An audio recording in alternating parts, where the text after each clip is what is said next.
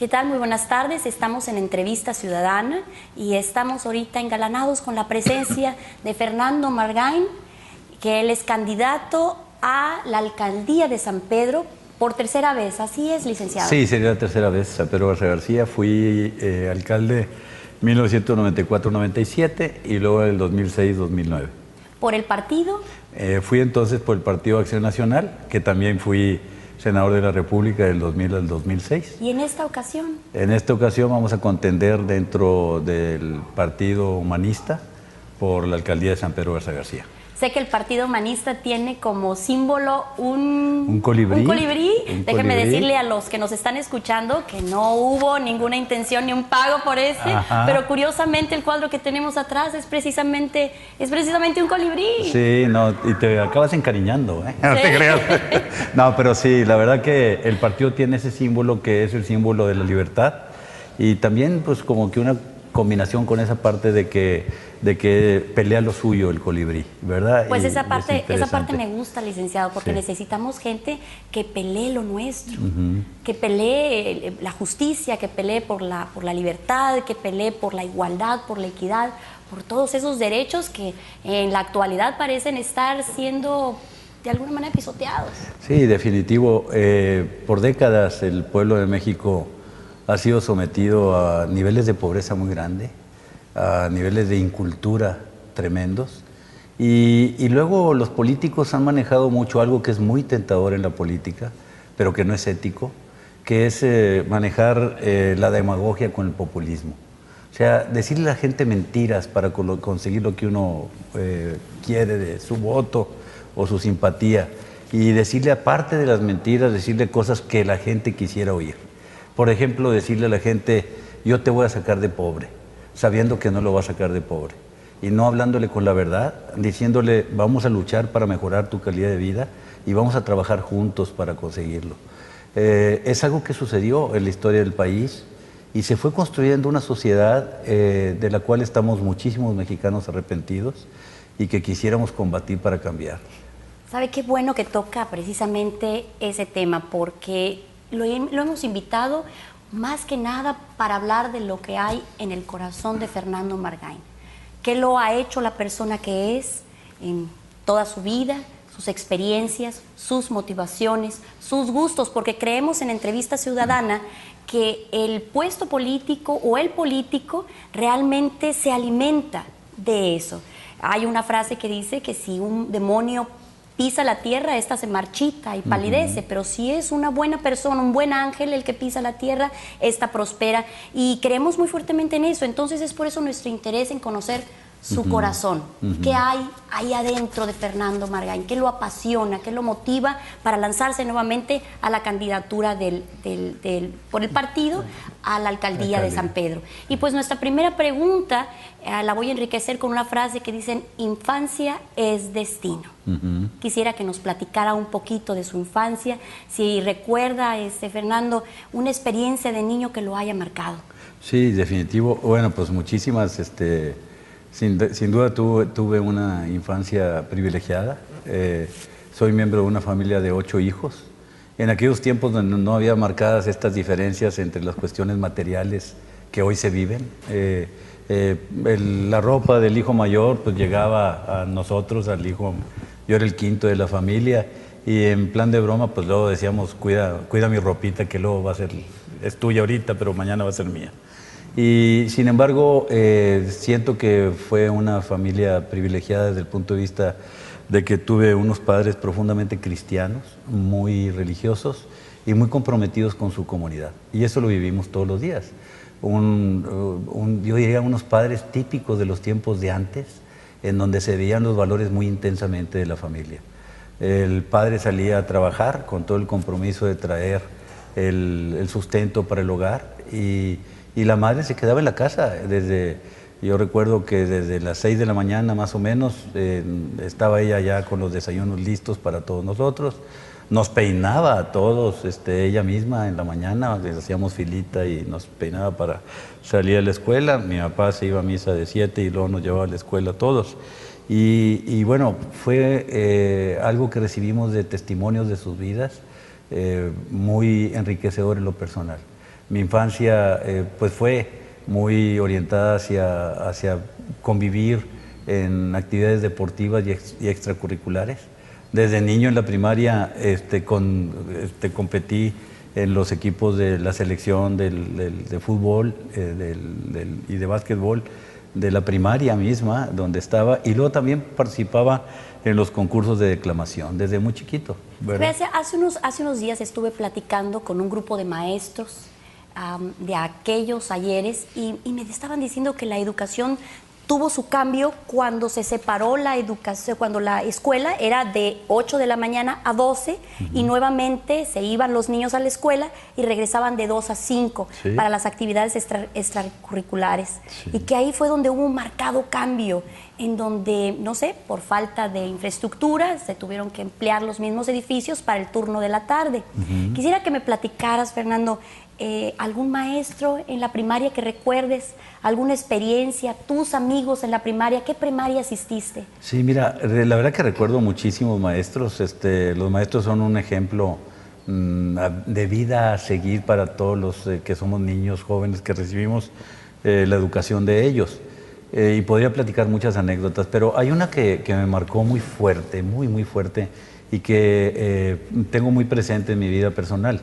En tercero de primaria tuve un maestro, el profesor Alberto Velázquez, que luego también fue mi maestro en primero de secundaria.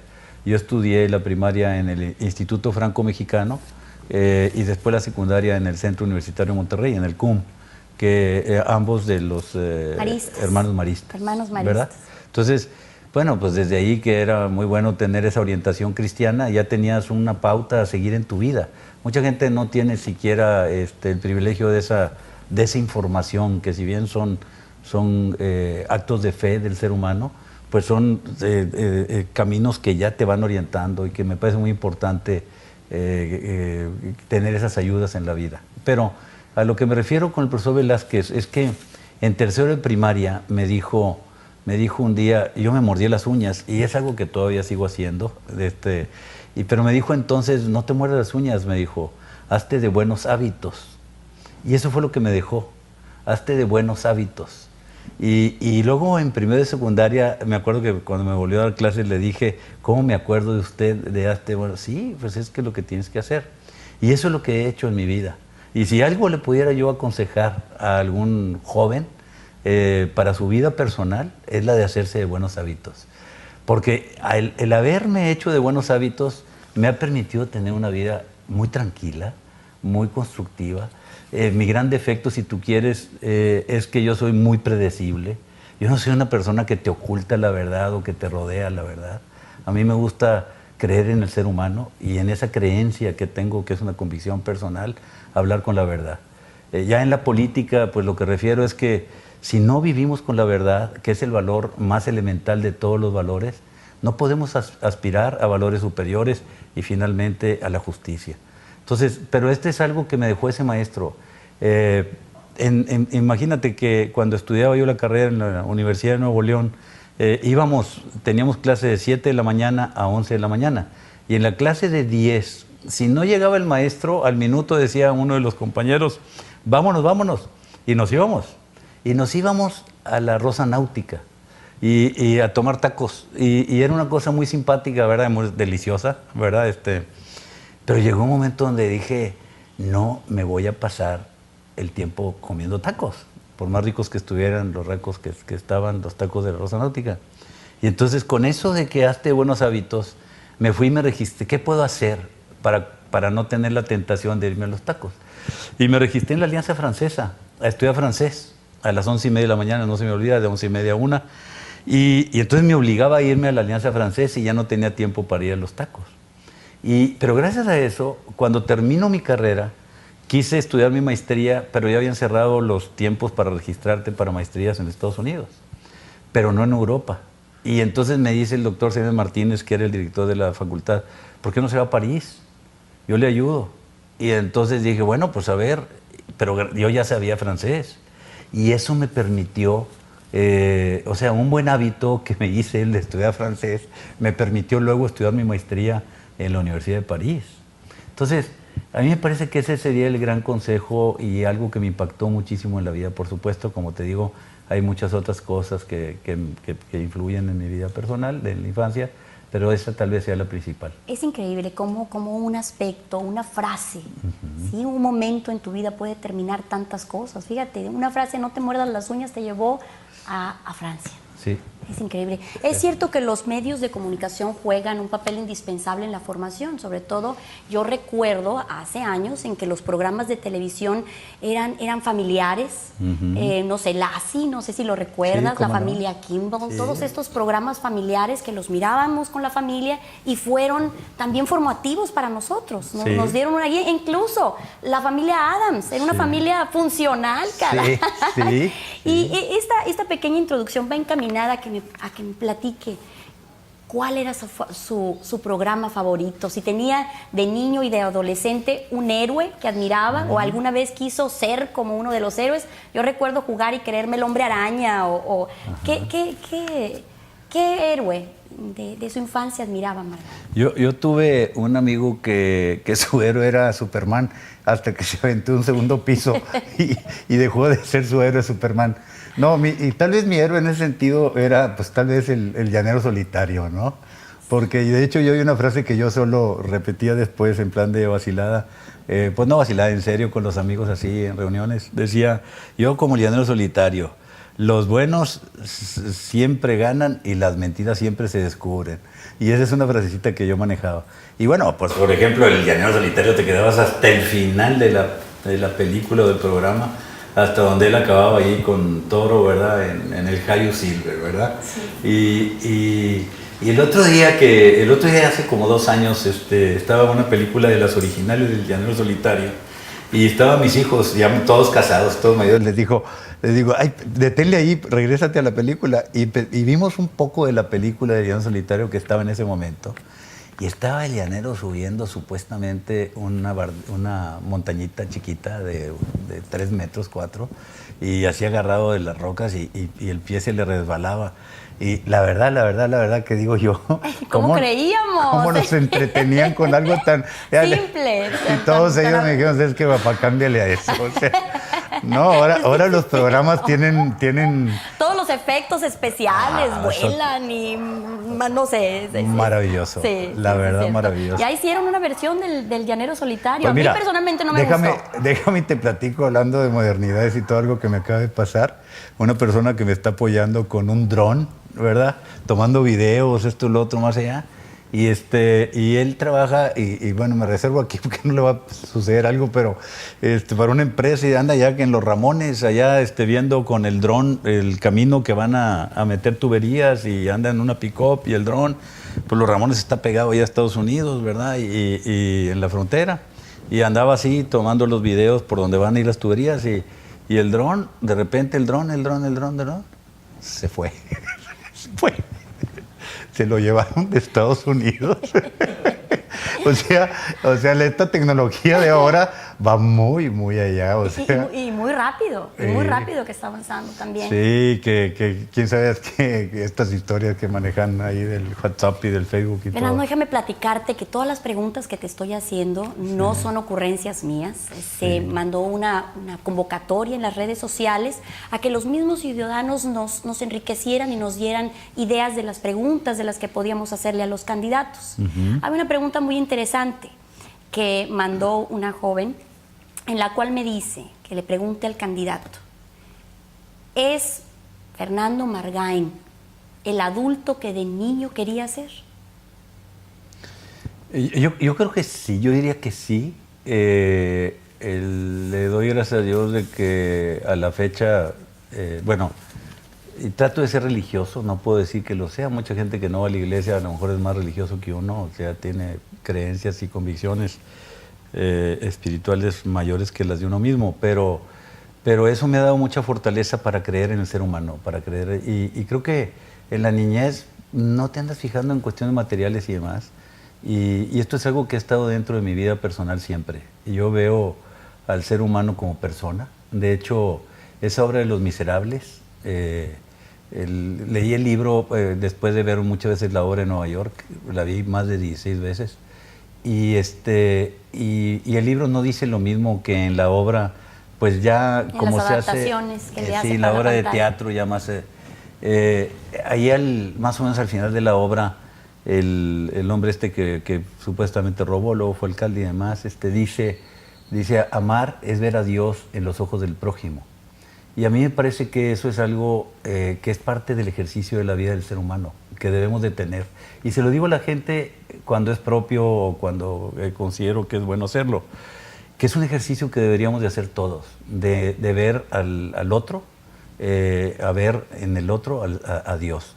Me gustaría que me repitiera esa frase. Si amar es ver a Dios en los ojos del prójimo. Amar es ver a Dios en los ojos del prójimo. Claro, no por ser egoísta uno, pero uno sale ganando cuando uno realmente trata de ayudar a los demás, ¿verdad? Y eso es lo que uno alcanza. Bueno, yo en lo personal es algo en lo que creo mucho y por eso pienso que de niño a ahorita sigo siendo más o menos igual. De hecho, en el mundo de la política donde me he movido, la gran crítica que recibo de manera directa de gente cercana a mí es que tienes que aflojarle y darle la vueltecita por acá y por allá. Y no, yo soy un convencido de las convicciones, de los principios.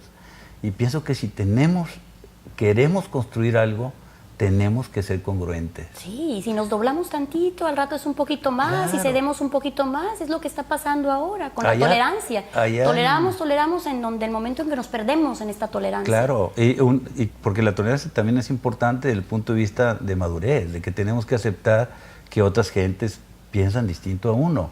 Y para la convivencia se requiere cierto nivel y entendimiento de la tolerancia.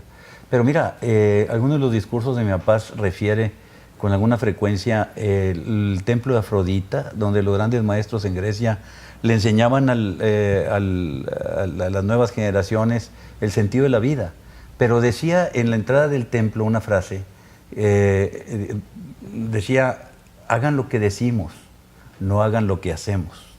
O sea, les iban a enseñar cómo vivir, pero ellos no eran testimonio de vida. Y no eran perfectos, Y no eran perfectos, pero las frases y los principios lo eran.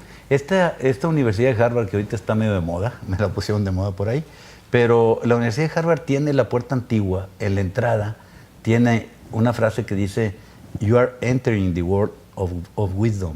Estás entrando al mundo de la sabiduría. Y del otro lado de la misma puerta dice, ¿Está saliendo? Está saliendo para servir al mundo. You're living to serve the world. O sea, maravilloso. La vida es eso, es servicio, es ayudar al otro. Y realmente ese es el gran reto que tenemos todos. Y es un reto de cada quien en lo individual, en su vida personal. Entender el sentido de su propia vida, de su existencia. Y yo lo entiendo, y esto lo dicen pues las gentes que alcanzan a entender el alto sentido de la trascendencia del ser humano, de que solo sirviendo se vive plenamente. Y es algo que pues cada quien de nosotros debemos de hacer ese ejercicio en lo personal. Fernando, vamos a entrar a la adolescencia. ¿Cómo era Fernando? ¿Qué inquietudes tenía en esa etapa tan difícil? Hay muchos jóvenes, la adolescencia también son a los 18, que ya están en la etapa de votar y tomar estas decisiones tan trascendentales para la vida social. Una pregunta que me llamó mucho la atención de las que recibimos. Si tú fueras adolescente en este momento, si fueras un joven, ¿qué le preguntarías a un candidato como tú? Mira, sin duda, en la mañana que me bañaba, yo no sabía que venía y que me ibas a hacer este tipo de preguntas, pero en la mañana decía, la mejor etapa de la vida fue la de la juventud.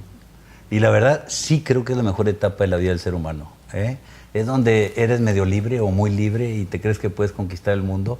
Y la verdad, ves las cosas con mucho más ligereza que cuando ya eres mayor, ¿verdad?